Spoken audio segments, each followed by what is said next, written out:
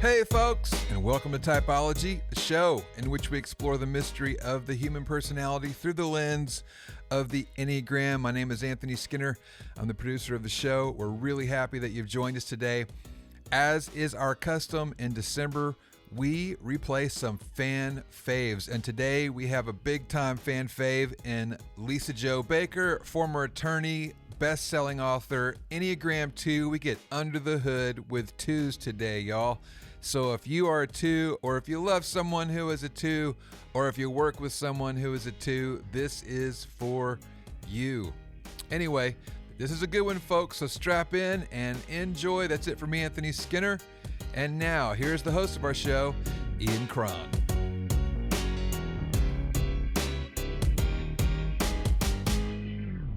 Lisa Jo Baker, welcome to Typology. Man, I cannot overstate how excited I am to be here today. Oh, well, I have been looking forward to this conversation because I love Enneagram Twos. You do? I that do. Makes me so happy. I know. Start right out with a verbal affirmation and relational care. Thank you. No, but I mean that sincerely. Enneagram Twos, for me, when they're at their best expression of themselves, really radiate the unconditional, altruistic love of God. They just sort of signal that out into the world in a way that no other number can. And so I've had a number of twos in my life at different moments who have left such a profoundly positive mark on me. That's such a beautiful way to put it. My goodness, I feel all warm and cozy, and my two heart is just like eating that up. Thank you very much. Have you put on your softy clothes and you're going to get, if you lit a little scented candle and you're all ready to spend the afternoon? I'm cozy. Your words have just got me cozy right from the get-go. So you describe yourself as a solid Enneagram 2 who is learning to navigate the waters of midlife as a born and groomed people pleaser. There you go. Yes. Reluctant, I would add. It's taken me years to make peace with that because I think twos are always described as the servant or the helper. And those labels have never naturally felt like a good fit for me because when I listen to interviews with other twos who talk about how they love being behind the scenes or helping out with things or helping other people, I don't feel that way. I think I've often felt like my two-ness enslaves me to other people, and I don't like that about myself. But I listened to an episode that you had with the amazing Beatrice Chestnut, and she used the word for two as the befriender. Yeah. And it completely shifted how I understood my two-ness in a very positive way. So like a belated thank you to both her and you for that. And of course I have her book like sitting next to me that I immediately went and good. That episode. Good. So what was it about that shifted your whole perspective from a negative to a positive about being an Enneagram 2? I think, well, gosh, we only have an hour or so, right? I just want to address this. I think for me, particularly because I really do believe a lot of my two qualities were shaped by my childhood relationship with my dad. And I took a lot of notes during her podcast where she talks like how the big fear for a two is, will you take care of me? And I have to take care of you first to make sure you'll take care of me. And that played out massively throughout my childhood. So I think as an adult, I resent that. I resent that I feel like I'm held emotionally hostage by other people's feelings. And I didn't want to identify myself with what I thought as the weaker parts of my two-ness, being the servant, right? Because servant can have negative connotations. Sure. But when she used the word to befriend, to be a befriender, I realized, yes, like when I view my two-ness in a positive light, that desire, that was what Jesus was called, friend. It's like big title, friend of sinners. That desire to deeply connect with other people in an altruistic format, right? In a healthy two form, that's a positive. Like that's something I'm interested in actually saying, yes, that's one of my core qualities. So it sounds like, without wanting to dive too deep into it, but that, some early trauma really triggered a sort of a defended stance against the whole the twos need to be needed. And their need to feel indispensable in the lives of others, if that sounds right, and that because that was a relationship you had with a parent, and you just didn't want to keep playing that record. Right, and I think I'm trying to play it cool in this interview since I'm such a fangirl of yours, but I am not a cool person, so I'm not sure how well I will succeed. But I read right when it came out your memoir, Jesus, My Father, the CIA, and Me, and how you talk about your relationship in that family. And actually, I was thinking of you particularly last night because my daughter, who's in 3rd grade now, was at her strings performance and played cello. And I thought of you playing first chair on your trumpet and the night you walked home in the rain without having had either of your parents attend the performance. And I thought about my daughter because she, after we were done, after we had like fangirled all over her in the car, she said to me, I'm just so happy my family was there.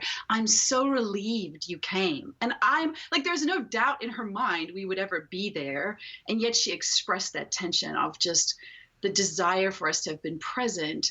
And so I look at your childhood and at my childhood, and I was so interested reading your story because in our household, it wasn't so much as getting my needs met as being sure that it was my job to be the peacekeeper, to make sure that in order for my dad not to yell or not to get mad, not to scare us, it was incumbent upon me to do whatever it took. So that you not having an opinion, not pushing back, not saying no to whatever it was he wanted or believed or preached or whatever.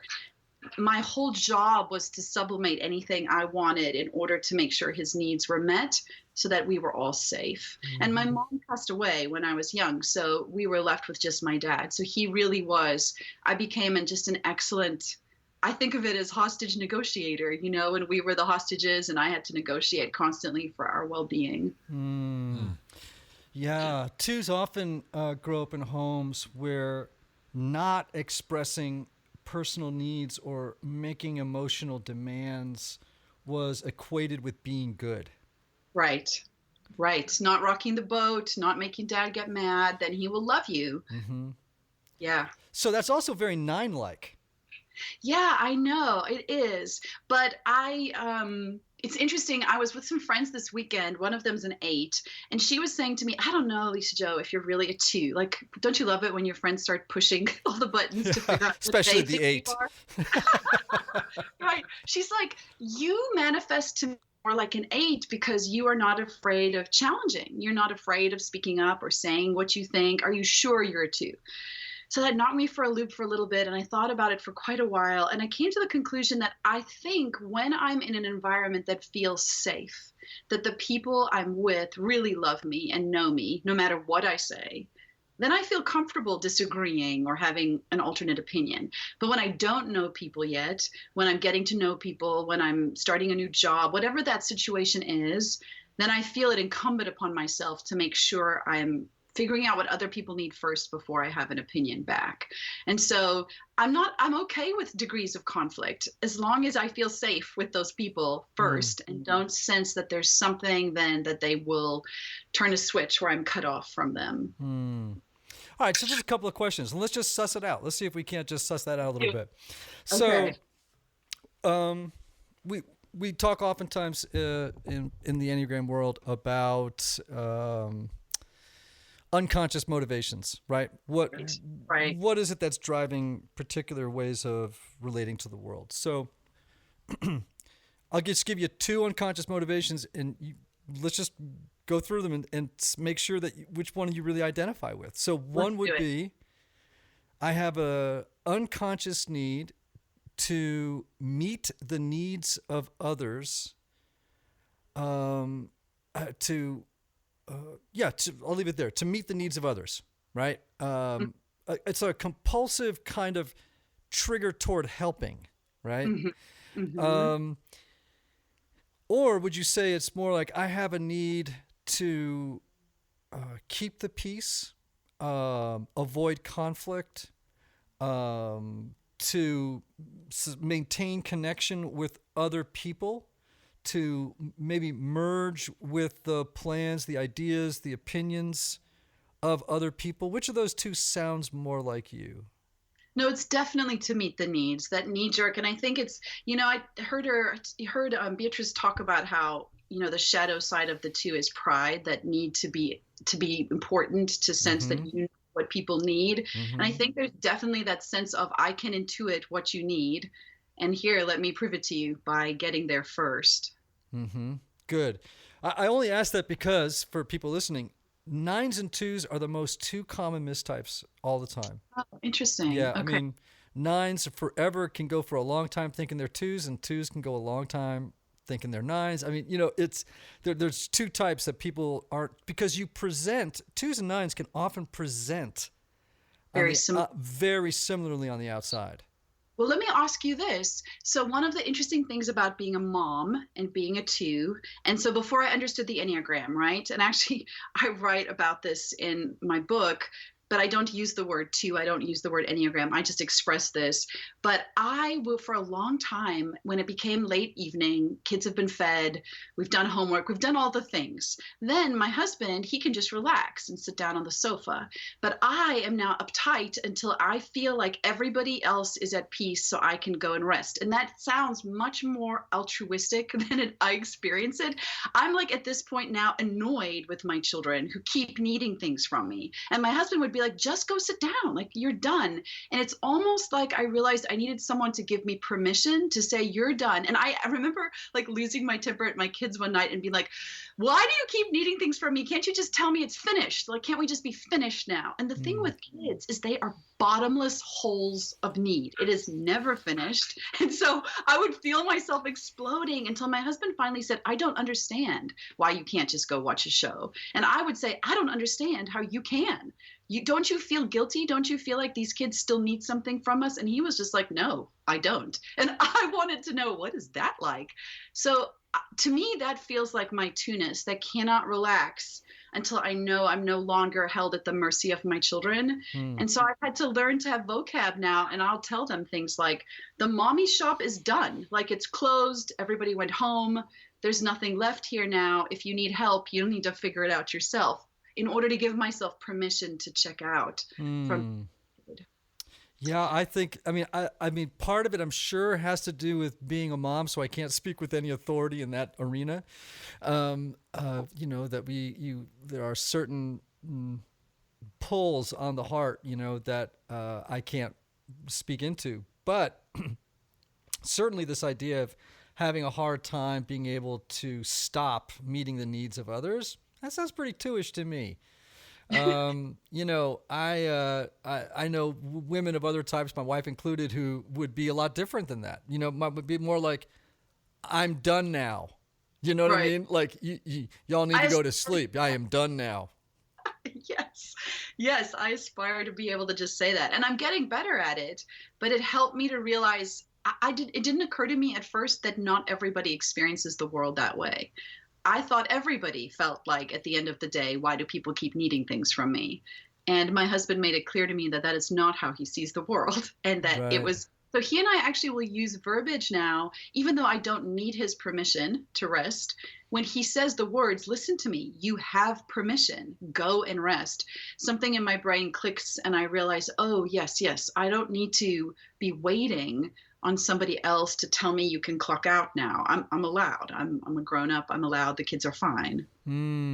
Yeah. And when you say I'm a grown up like that, I immediately, what I hear there is, I do not have to live in this old script that has been running in my head since I was a little person. Wow. I've never made that association before, but yes.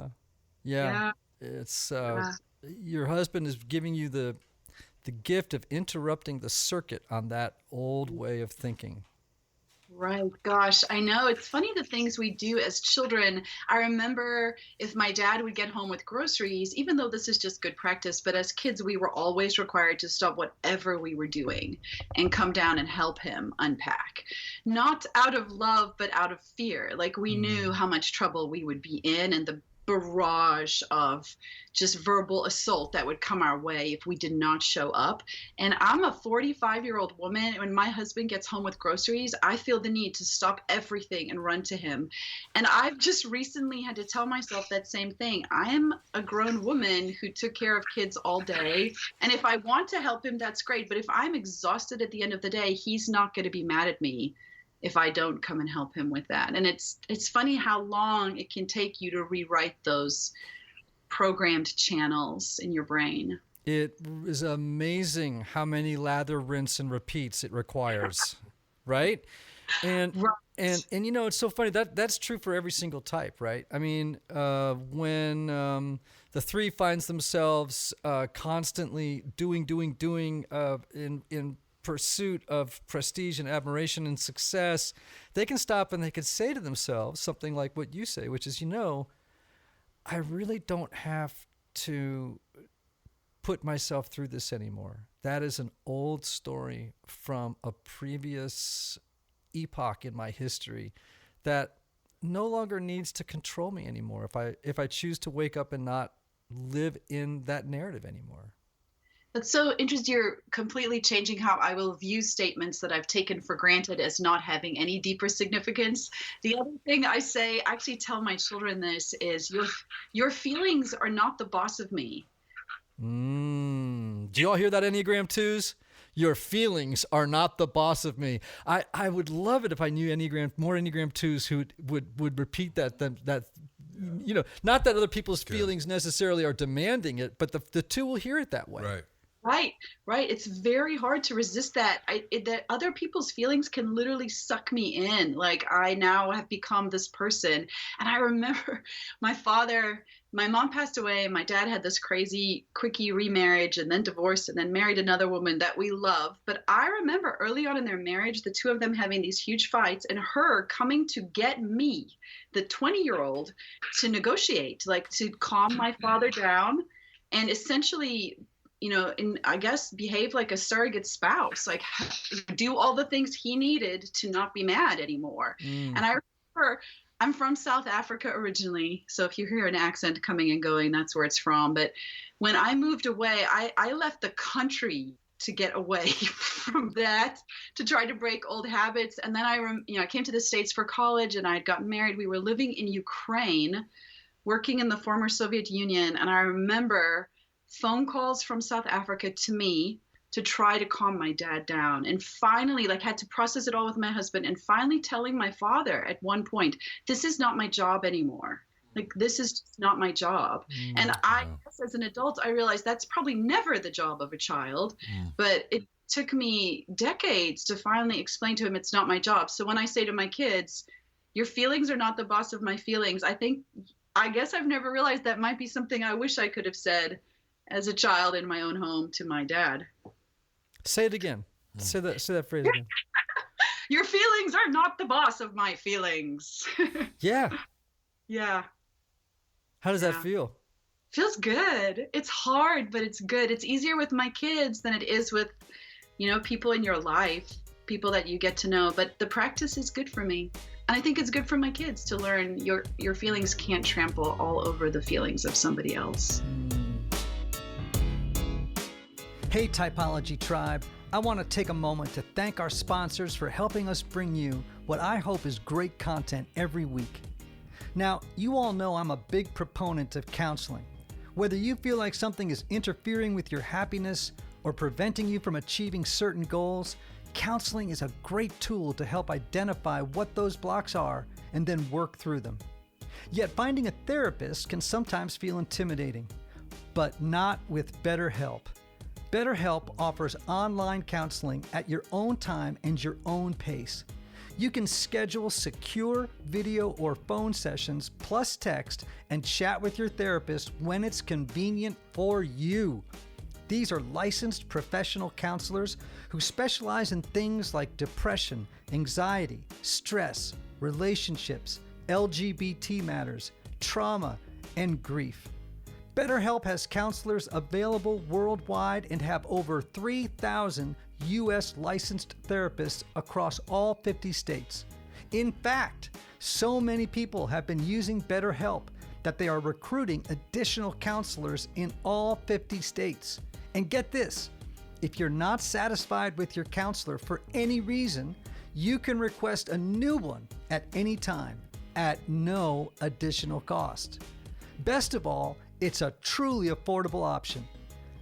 I want you to start living a happier life today. As a listener, you'll get 10% off your first month by visiting betterhelp.com/typologypodcast. Join over 1 million people taking charge of their mental health. Again, that's BetterHelp, HELP.com/typologypodcast. TYPOLOGYPODCAST.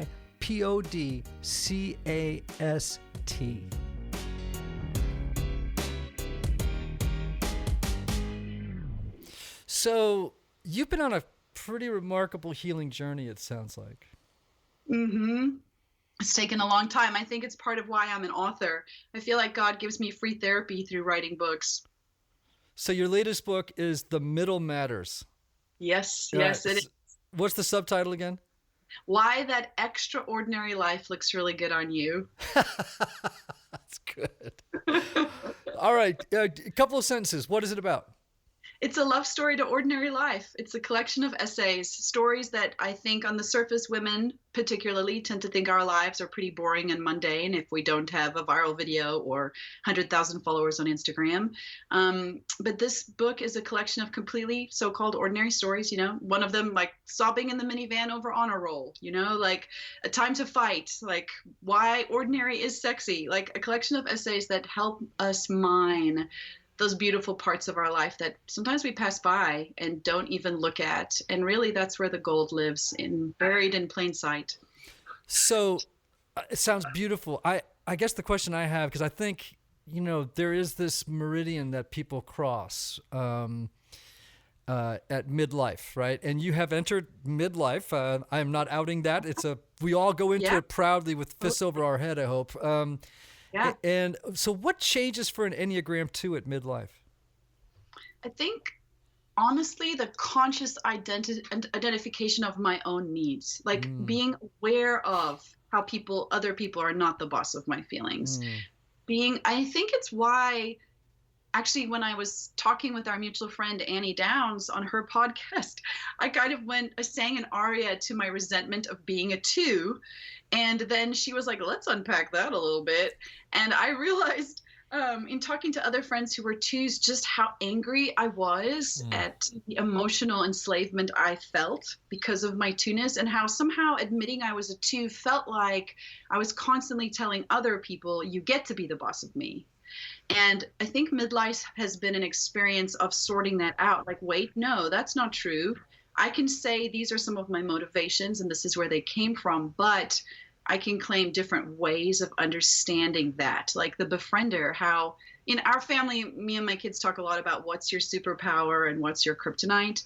And so how being able to intuit other people's emotions and needs and meet them, that's a superpower, right?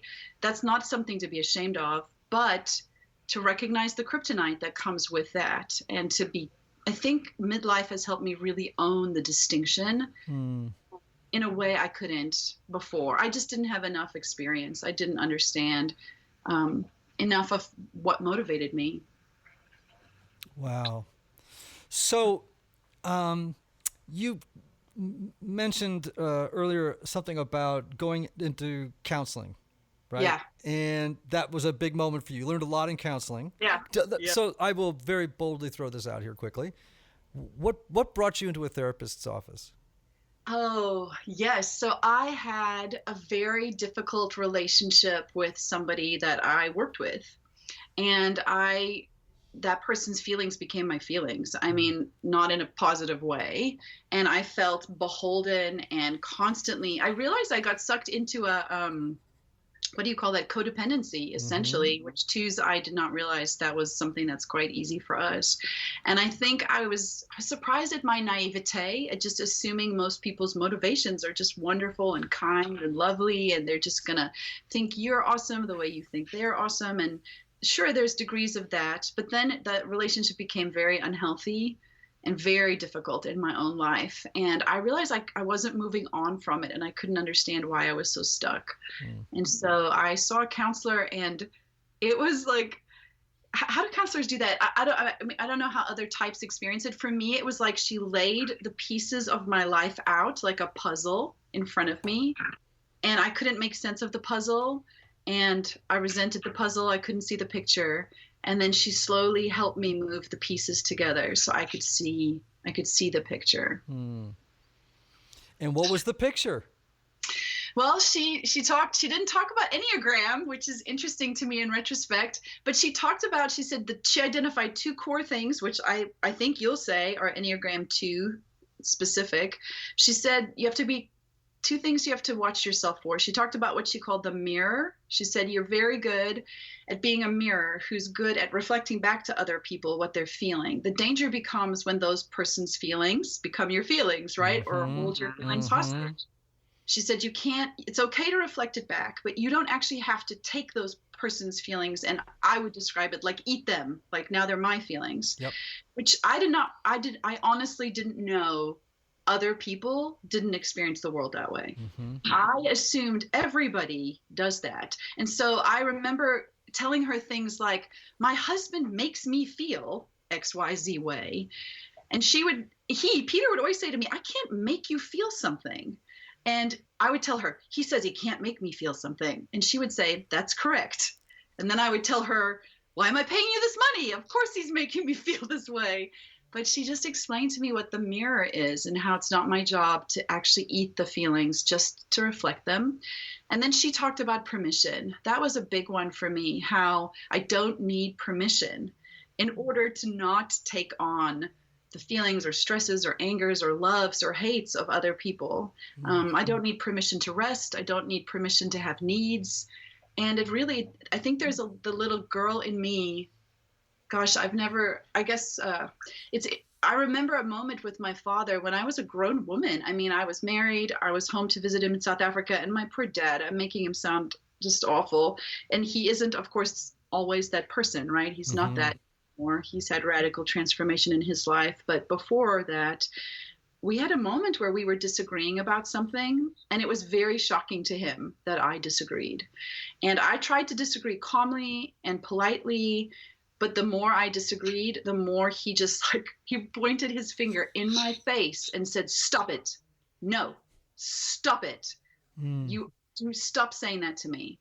And it was very shocking to think, oh, this is the dynamic. And it's not that anymore, but it was for most of my life. So when she talked about the mirror and permission, those were like keys I felt to help me unlock parts of my head. And I realized I needed to give those keys to my husband and say, here are ways to unlock. So while you don't mean to make me feel a certain way, nonetheless, it's having that impact on me. Here's the key. Like, how can we figure it out together? Yeah, we in our family, we're big recovery people. And so my wife goes to a 12-step recovery group to deal with people like me who are in 12-step recovery groups. But we're both on our journey, and we just happen to use 12-step programs as one of the tools for our own personal transformation and evolution. And this has been one of the huge things for her as a 9, right? Because 2s and 9s both, you share this problem, which is boundaries. Right. Having boundaries. Boundaries. yeah, exactly. I always tell people 5s have. Wish I bought them before midlife. Yeah. I mean, wish I owned them in my 20s. Yes, exactly. I mean, so for people who have lower set boundaries, 2s and 9s both have lower set boundaries. It's really important for them and empowering for them when they begin to realize, oh, wait a minute, I'm separate from you. Like your feelings don't have to be my feelings, or vice versa for that matter. Right. We have another friend who's a 2, Michael Cusick, who has been on the show a bunch, and he's a therapist, and he used to describe it this way. For him, it's like he used to live by the adage, I'm not okay unless you're okay. Yes. Right? And And he would just take everybody's feelings in and subordinate his to whatever theirs were. Right. So it's a big deal when you start to stand up to somebody, especially, someone who may be the ground zero of some of these problems, right? And you start to say, no, those are your thoughts and feelings. They're not mine. Right. And it is difficult. That's why I call it eating somebody else's feelings. I feel like the Bible often talks about eating words. And for me, it would be like eating someone's feelings, and then I feel sick. And then the problem, of course, is after a while of doing that, being force-fed somebody else's feelings, you get really mad and you start to resent them. Mm-hmm. And so as a two, it's like this weird contradiction of like, I'm supposed to love you and take care of you, but right now I really don't like you and I feel like you're taking something from me. So it's taken me a long time to figure out that I'm allowed to say no. Mm. Hey, Anthony. Hey, Ian. I've been working on my latest book, right? I sure do. Well, part of my process is researching topics related to my content. Okay. But as you can imagine, there are tons of resources out there. So let me tell you about one of my ultimate life hacks. Tell us all about it. It's called Blinkist. If you haven't heard of it, Blinkist takes the best need-to-know information from thousands of nonfiction books and condenses them down into just 15 minutes that you can read or listen to. I like Blinkist because it quickly gives me the main points of a book, which helps me evaluate which books I want to make time to read in full later and which ones to prioritize now for the projects I'm working on. And since Blinkist works on my phone, my tablet, or in a web browser, I use it anywhere, whether I'm traveling, making breakfast, working out, you name it. I've listened to and highly recommend Daniel Nettles' book Personality and Michelle Obama's book Becoming. I love both of them. You can even read or listen to the key takeaways from The Road Back to You by yours truly. Everybody needs that book. With Blinkist, you get unlimited access to read or listen to a massive library of condensed nonfiction books. All the books you want and all for one low price. Now check this out. Right now, for a limited time, Blinkist has a special offer just for our typology audience. Go to Blinkist.com/typology, try it free for 7 days, and save 25% off your new subscription. That's Blinkist, spelled Blinkist,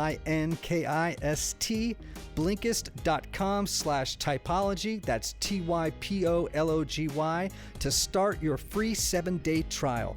And you'll also save 25% off, but only when you sign up at Blinkist.com/typology. So, I love this middle life thing that you're about, but I also love the fact that you wrote a book called Never Unfriended. Mm-hmm. The Secret to Finding and Keeping Lasting Friendships. And I looked at it because knowing that Beatrice would call you the befriender, and I love that word, that sort of signifier as well. But only a two would write a book called Never Unfriended. It's fantastic, right? But you say something in it that I thought, I pulled a quote from it that really caught my eye. You said, if we make loving people a strategy for something else, it isn't love.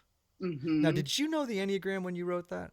I did not. So it's interesting to me that I wrote that whole book with no concept of the Enneagram.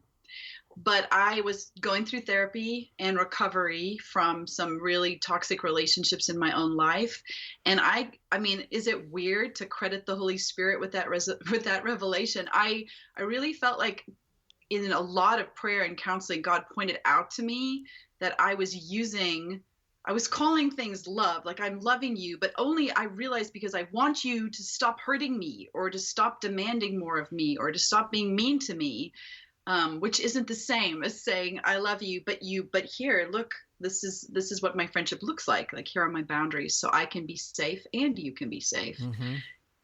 That book, man, it's funny. Of all the books I've written, that is the one. Like, women come up to me everywhere I speak and say, "You see me and these three girls. We wouldn't be here if we hadn't read your book. Like, we wouldn't be friends still." And I'm grateful that God gives me those moments because writing the book was really, really difficult. And I felt like God basically had me chronicle just really hard friendship failures, things I had done wrong. And I would sit down at the computer with each new chapter and think, okay, what horrifying revelation about friendship and how I failed am I now going to have in order to share this chapter? So the book kind of gives me heebie-jeebies. It's a little bit like, for me, a public testimony to some of my hardest friendship seasons. And yet it's the one, like, women talk to me about it all the time. Yeah, you know, it's so funny you should say that. I was not a deep student of the Enneagram when I wrote my memoir. And I mean, I was certainly very familiar with it, but not what I would call a deep reflective student of it. And then when I go back, after The Road Back to You came out a couple of years later, I was going back and reading portions of it. And I was like, oh my gosh, this book should have just been called The 4 Story. This is the 4 Story right here. This is what an Enneagram 4 looks like and thinks like and feels like. That whole book, I read parts of it and I go, oh my gosh, that's like out of a textbook. That's crazy. Yeah, books have unintended consequences, don't they? Right, don't they? Yeah. I know. The worst part is it's like other people get to read your therapy. Like, as you were learning something, it's now enshrined for everybody else to learn from you. Yeah. You have memorialized your wildest, craziest behaviors. Yes, I know exactly what you're talking about. So you just mentioned, you know, repeated failures in friendships. And I think twos, as they hit midlife and they get older, if they're doing their work, can look back at some of the wreckage and they see patterns or themes, connecting the dots. Like, okay, I did the same thing 5 different ways in 6 different relationships, but it was the same thing. You know what I mean? What is it for an Enneagram 2 in midlife, looking back over her life and seeing you've done a lot of reflecting about relationships? Where did stuff go south on you as a 2? I think that I really did believe it was my job to fix other people, and to like just empty who I was into them so that they could feel full. That it was my job to give away all the parts of me to make somebody else feel full. And the problem with that is it leaves you feeling resentful and angry and scattered. You don't know where the parts of you are. You don't know what you think or what you love. You've given all those things away. And then if you do all of that, and then somebody still does not love you back, or you cannot fix a relationship, I mean, it brings you to the end of every part of who you are. And the deep sense of failure is so profound. Like this sense of deep failure, like I cannot get this friendship to work no matter what I do. So I, as a human being, am a failure. And the book is actually called Never Unfriended because I mean, this has got to be, I don't know what to make of God when things like this happen, but the night before that book came out, a book called Never Unfriended that's all about like how to love well, the things we fear in friendships, and then how to speak into them. There are actually sections called What You Can Fix and What You Can't. Like I finally figured that out. But a person emailed me just to share like how badly I'd hurt them as a friend, like the night before that stupid book launched. And I remember praying and saying to the Lord, how can I possibly have a book called Never Unfriended? Like I'm a fraud. That's my narrative. Like you're a friendship fraud. You haven't loved well enough. How dare you speak on this topic? And I just felt, you know, I think that's why I love your memoir so much, because I resonate with the little boy who lay on the bed and looked at the stain on the ceiling and all the stars and realized there's a land and a God who loves us and wants to keep us safe. And the voice just said to me, Lisa Jo, listen to me. There's no human being that can live up to the promise to never unfriend someone. You're too broken for that. You can't, no matter how perfectly you do it. Like only a God could do that, could be willing to die to make that true. And he did. And it liberated me. I mean, in the rest of that book launch, I was able to say, it's okay. Like if I've hurt people or if I've got it wrong, it doesn't make me a failure. It doesn't make me a fraud. It makes me human who needs a God who's the only one who can live up to that promise. That's really great. One of the things I tell twos, I don't know what it is about twos, and I'm not saying this is the case about the person you were just mentioning, but you all attract a lot of crazies. Yes, I feel like we do kind of. Yeah, oh, no. You are a magnet for crazy people. Like crazy people find you. It's like people who have like I'm talking about not in the bell curve of normal needs. You know what I mean? Like rescue dogs find you pets. Why do you think that is? I just think that twos kind of radiate. Well, first of all, I think they naturally kind of radiate care and concern. But you know how it is. I mean, in psychological dynamics, we all walk around with hooks, right? Right. And certain people pick up, oh, look, I can hook onto that. You know what I mean? And so very needy people will oftentimes find twos. Right.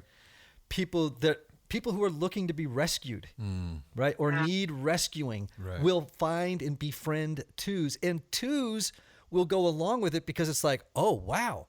Here's an opportunity for me to give, and give. And in return, win this person's appreciation, approval.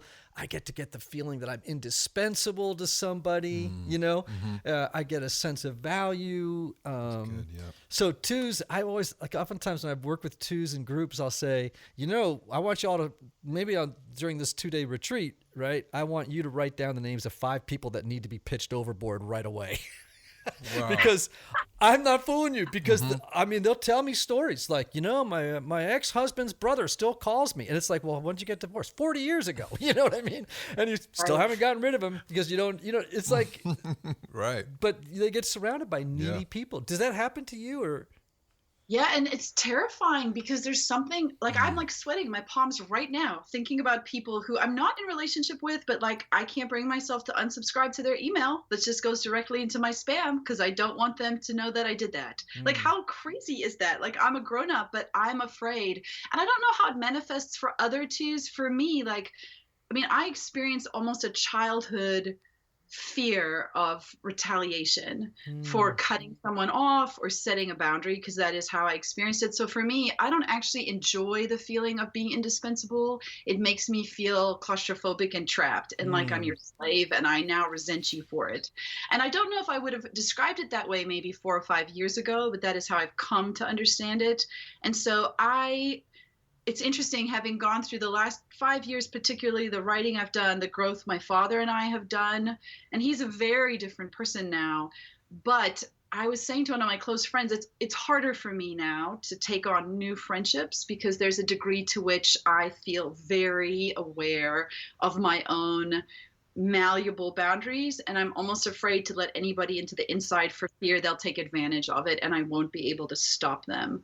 So I'm curious what your thoughts about other twos. My counselor told me when I was describing my experience and then my shame for attracting that kind of friendship, just how could I not see it? Why am I so stupid? I'm a grown person. Like, how could someone take advantage of me this way? Like, what's wrong with me, right? Is the narrative.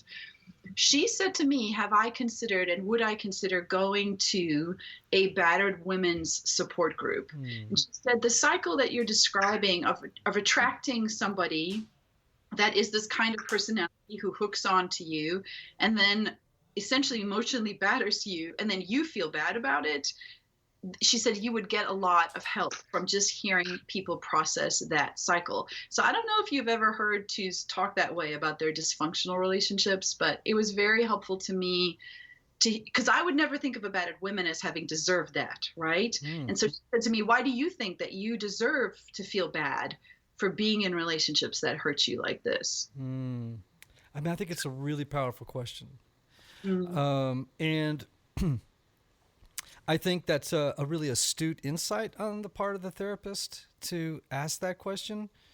Frankly, when you talk about the circumstance in which you grew up, it's abusive. Right. And I would tell a counselor, I just kept saying things like, well, everybody has hard childhoods. Like, it's just hard. And she was like, yeah, no, that's not the word I would use. Like, highly dysfunctional, abusive. And I'd be like, no, like, that's not it. And I think reading your book helped me a lot because I recognized in you that scared kid who didn't know what was going to happen next. And can I count on my parents? And will I be safe? And is it okay to need or want anything from people? And it's taken me most of my adult life to recognize, oh, that's not normal. Like, that isn't how you parent. Yeah, that's right. And I think, whatever tools we can get our hands on to help us work that stuff out, is fantastic. Whether it's attending a woman's, a battered women's support group, or whatever tools that are available to us to help make sense of our experience, and more importantly, free us up in the present moment to live with more liberated spirits in the world. With good boundaries and with good self-perceptions and being, whatever it takes for us to learn how to love ourselves and others better. Hey everybody, one of the lessons I've learned over the years is that not everybody benefits from a traditional 50-minute counseling session. And this is why some people can go to couples therapy or personal counseling for a long time and never really get anywhere. This is why I'm such a believer of intensive counseling and my friends at Restoring the Soul in Colorado, created by my longtime friend Michael Cusick to help couples or individuals experience deep change in half-day blocks over 1 or 2 weeks. Now listen, if you can't wait months or years to get to the bottom of an issue or to experience breakthrough, you need to get in touch with my friend Michael and his extraordinary team of counselors at Restoring the Soul. If you're looking to get out of the rut you're in, but can't wait months or years, call Restoring the Soul today for a free consultation with Michael's staff. Call 303-932-9777 and learn how their intensive counseling process can help you. As a special bonus, just for Typology listeners, make sure to visit www.restoringthesoul.com/typology to download their PDF called 5 Ways Unaddressed Trauma May Be Derailing Your Relationships. I wonder, how do you experience, do twos ever talk to you about how social media makes them feel? Continue. So I'm in week 6 of a complete social media detox, like not on it at all, nothing, nowhere. I walked away, and largely because I was sure God was like, hey man, for 6 months, can I be enough? Like, can you be filled up with just me? And I was like, I don't think so, God. And also I'm launching a book and I have a podcast and all these things I need to promote. But what was interesting to me when I finally took him up on his invitation, is recognizing how, for the first time, the day I woke up, the day I was off Instagram for the first time, how quiet it was in my head, and how that first week I had so many less needs to meet. And I realized I was experiencing social media as a barrage of other people's needs, whether it was just responding to a comment or liking, like all these. I remember feeling so angry about hundreds of direct messages, even if they're saying kind things, because I'd be like, can't people just, I can't give any more. I can't reply to all these comments. And then starting to feel like, wait, but why is that? How has this become my job that I have to keep all these people happy? And I talked to a friend who has like hundreds of thousands of followers on Instagram, and I was like, how do you keep up with all the direct messages? It's so overwhelming. And she looked at me like I was insane. And she was like, why would I do that? And I looked at her and thought, what do you mean? Why wouldn't you? And so being off social media has been a whole new chapter of understanding that it is not my job to feel other people's feelings or to meet all of their needs. And I know from talking to friends who are 4s who looked at me like I was crazy, like, what do you mean you have to keep scrolling, or you have to comment, or you have to like? And I said, what do you mean that you don't? Like, why are you on there then? It's social media. It's social. It's about relationships. But were you liking people because in your mind, or maybe unconsciously or consciously, doesn't matter, it's like, I need to like you for you to like me? So that's what I wonder, because for me, no, it's I need to like you so you won't be mad at me that I didn't. It sounds like the same thing. Is it, do you think? Yeah, it sounds like a shaded, nuanced difference of the same thing. Right. Yeah, sounds like the same thing. To not be unliked is to be liked. I mean, right. Yeah. Right. I realized, like, for me, I experience Instagram particularly like a tidal wave of other people's feelings, thoughts, desires, angers, hopes, dreams. And I would spend most of my days trying to hold the wave back so it wouldn't crush me. And I didn't know I was doing that. It had sort of become my full-time job not to eat the emotions of thousands of people on Instagram. Wow, this is powerful stuff for twos. It's so, man. Right. So Wow. I would say a couple of things that are interesting to me about this conversation. I'll just give one, and then I want to bring us back around to something to close out our conversation. One is, I think probably in this conversation you've used the word resentment over 10 times. Oh, ouch. Now, what do you think that means, outside of the fact that my mind is fixating on a particular word? And the word anger is a close second. Yeah. But the word resentment keeps coming up in our conversation. And I think that's, I'm asking that because I think it's going to really help twos to explore it, because resentment is a major feature in the life of twos, right? What do you think it means? Well, so I think you've articulated some of it, which is, twos feel this compulsive need to meet the needs of others, and they meet those needs in order to get their own needs met.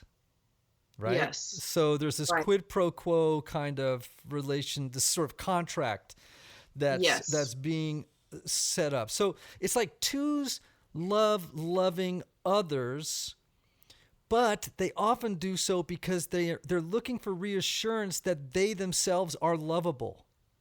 Right. Or Agreed. good. Yes. Right? Right.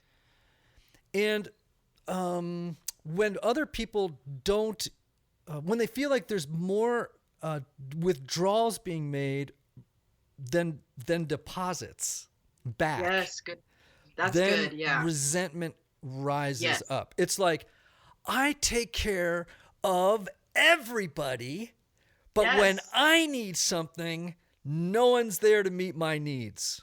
Yes, totally. Nailed it. 100%. I liked your post. I followed your story. I promoted your book. Why don't you love me back? And that's the thing. We interpret it as they don't love me back, when maybe they just didn't have time, or they didn't think about it, or they were out of the country, or Or right? they're Like, jerks. This is what I teach myself. Yeah. Or they're jerks. I couldn't imagine telling someone, "Oh, can you imagine someone I wouldn't promote that thing, or I wouldn't share about that thing?" I mean, in what world would that happen? No, that's death. Like, now somebody will hate me, and then I will die. I will definitely die if somebody hates me. Well, okay, so that's really actually a really big fear for twos, right? So let me just give you maybe a couple of thoughts about fears that twos have, right? One would be they're afraid that no one will love them, and they can't survive alone, so they compensate by becoming indispensable, right? That's one fear. Maybe not one you identify with entirely, but that is one. Right. They're afraid of letting people down and of not being needed. Yes. Okay. When their need for being perceived as generous and unselfish and essential goes unmet, they feel like they don't exist. Yeah. I have been known to tell my husband, I'll call him at work and be like, "Hey man, I cleaned the house. It was so gross. And if you don't walk in the door and tell me how awesome this house looks, I will be so mad at you." Like, him telling me how good the house looks is more important than me cleaning the house. And luckily I've learned to actually have those conversations, and he's awesome, and will come home with all my kids who parade around the house saying, "It's amazing. It's amazing. It's amazing." Mm-hmm. 'Cause that affirmation is a large part of the transaction that just happened. So I when don't know. Sounds gross, but no, it's not gross. Look, it's part of the human condition, you know? I was listening to a podcast I was on. I was a guest on someone else's podcast, and on it, this person shared something that they felt very ashamed of in their own world. There were three, and they were talking about how they felt ashamed that when they left stage, sometimes they realized that they hadn't been fully authentic. They were, Enneagram 3, they're a performer. They feel like, oh, golly, I feel a little like I was not, I was kind of BSing the world there, and it's not really, imposter syndrome, blah, blah, blah, blah, blah, that whole thing. And I said to him, I went, gosh, I wish you could feel the same degree of compassion I feel for you as you say that to me. I wish you could feel the same degree of compassion for yourself as you say it. Right. Oh, that's good. Yeah. You know, because this is just part, it's not gross. It's just part of the human condition. This is what people do when they, you know, in this broken fallen world. These are the different, you know, iterations, the different things that these little tactics and strategies we come up with to make life work. And then we got to get rid of the ones that aren't working for us anymore. Yeah. Right? So Right. that's a really important thing. And so anyway, I also think this resentment thing is important because it's a great signal to twos when stuff is going wrong. When you start to feel resentment coming up, Yes. right? That's when Right. a two should sit back and go, uh-oh, what's going on here? Yes, I mean, it's an active thing I pay attention to. And I describe it even as stronger than resentment. I know when I start to feel like I'll be like, I hate that all these messages keep popping up. Why can't these people leave me alone? Then I know, okay, Lisa Jo, something is happening now because you love people. You love hearing from them. It's not their fault they're messaging you. It's you. You are the boss of you. Turn off your phone. I've had to learn to take back control and put a boundary up, and resentment and really anger is a trigger for me. And I know now, I'm empty is how I would describe it. I have a podcast called Out of the Ordinary. In our very first episode, we talk about how we felt called to the work we do. And I described myself as like a pitcher of water who felt the need to pour out. And before I discovered blogging or writing, I always felt like I was full and I didn't know how to pour. And the job of a pitcher is to pour out. And so that was so fulfilling about writing and podcasting, et cetera. But what I realize now is there come moments where I feel completely empty and someone still wants me to pour out. And then I experience resentment or anger or rage. And I have to stop myself and say, oh, wait. That's just because you haven't filled up. It's not that person's fault. They're not out to get you. Because as a two, I read it as they're out to get me. Like they want more from me. Can't they tell I'm empty? And of course they can't. I haven't told them. They don't know. And so that has been for me, it's a huge red flag. When I start to feel that way, I know that's a comment about me, not about them. And I think that's important, right? That you don't vilify or demonize the other person for making the ask, right? Real or perceived. Yeah. But I think, you know, maybe the virtue of that, you know, every type, right, obviously has a deadly sin or a passion and a virtue that they need to work on cultivating to offset, to replace the deadly sin. So I won't go through all of them, but for fours, you know, our deadly sin is envy, and the virtue we have to move toward is equanimity, is what it's called. Now, for twos, the deadly sin is pride, and the move that they want to make is toward humility, right? Now, humility for a two, I think, it involves this just a profound acceptance of who they are. It is a profound acceptance of who the other is. It's being able to see yourself and your abilities clearly. So it's not devaluing or overestimating ourselves, right? Which is what twos tend to do, by the way. Twos tend to either radically undervalue themselves or self-inflate, right? Yeah. They're like, I'm either the best or I'm the worst. And there's very little in between. What's that? There's no middle setting. No, it's on or off, right? And so, so I think humility is just recognizing physical, intellectual, spiritual, and emotional limitations. You know, like it's realistic self-assessment grounded in who we are, not who we might wish ourselves to be. Right. So for the two, it's like saying, I do not have all the time, treasure, talent, energy to meet the needs of the 5,000 people who want me to answer their DMs. That to think you could do it is intense pride. I've never made that connection before. Oh my goodness. Yeah. Yes. And so humility is being able to say, it's not mine to do. Wow. It's impossible for me to do it. That's humility. That's physically impossible. My fingers would fall off, right? Yes. Unlimited.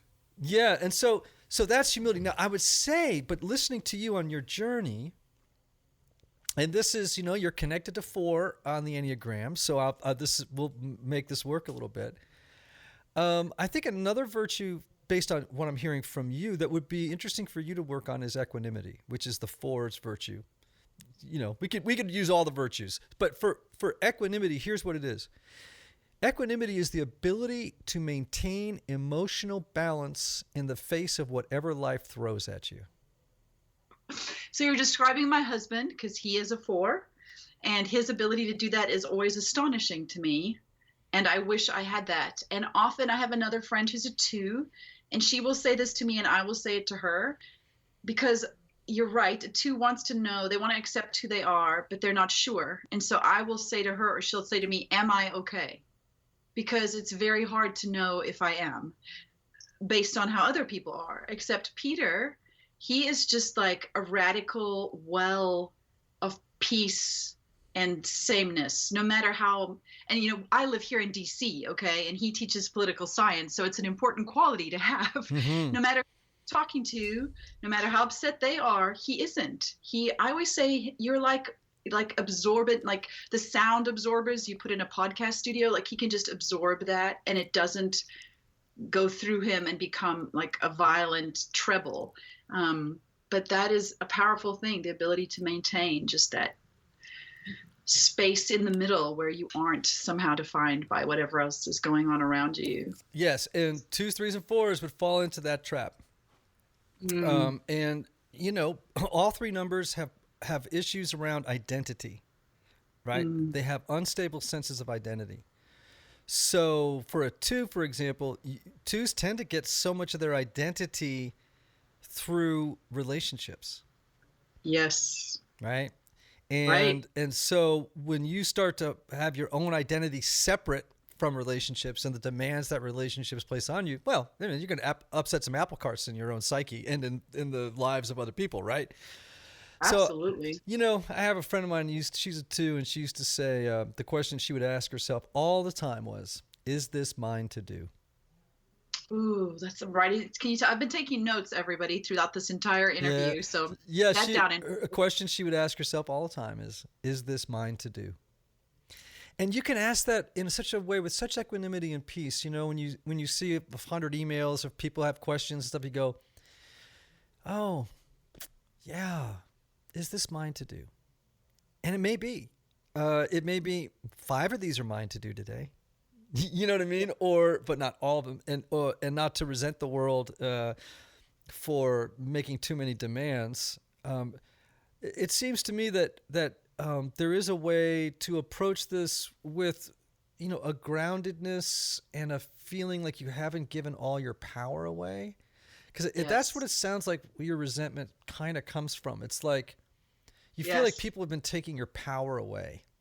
And that they're leaving you no choice, and you feel trapped, and you feel shackled to expectations, and and so when you feel that way, you are going to feel resentful.